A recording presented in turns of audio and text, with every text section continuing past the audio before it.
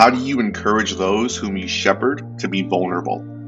And how would you encourage parents, friends, mentors to handle vulnerable conversations around sexual brokenness? Yeah, that's good. So, vulnerability is extremely challenging and hard, especially in our culture, which is weird or interesting, I should say, because you'd think in our current culture, you got so many people pushing to be more vulnerable, or the buzzwords a few years ago, authentic and real. But the truth be told, being vulnerable opens you up to being exposed in such a raw way.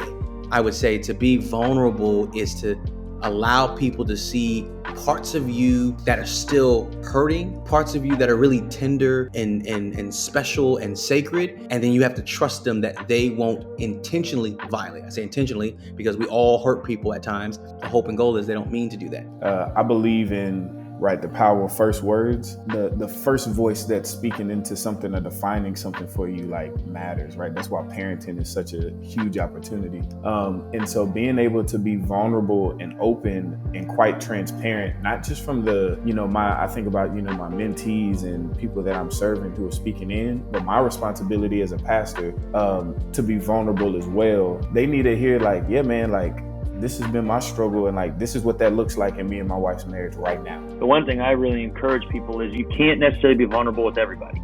Not everybody is going to be in a position to hear you and hear you well. So finding people who are safe, and what I mean by safe is someone who knows how to listen and listen well. And I think you could show compassion and some good understanding. When it comes to trying to do that with sexuality or talk about kind of a sexual ethic in a vulnerable space, you really can't take people places you haven't been. So if you haven't practiced vulnerability in your life around other topics, it's really hard to do it here. And being vulnerable here doesn't mean being comfortable talking about sexuality, because you can be comfortable talking about it, but from a disengaged way where you're not really, once again, sharing kind of those sacred, squishy parts of you. You really got to be able to say, boy, how do I get into a space with safe people where I can communicate or typically ask really hard questions as I'm exploring that it's going to expose me for not having all together, or maybe being a part of some things I shouldn't have, but trying to come out, whatever it is. How do I find myself to do that? I have to lead in vulnerability. Pastors, just like anybody, you can overshare. And I don't want to overshare, but I do want to be vulnerable, and I want to maybe share more than I feel comfortable with.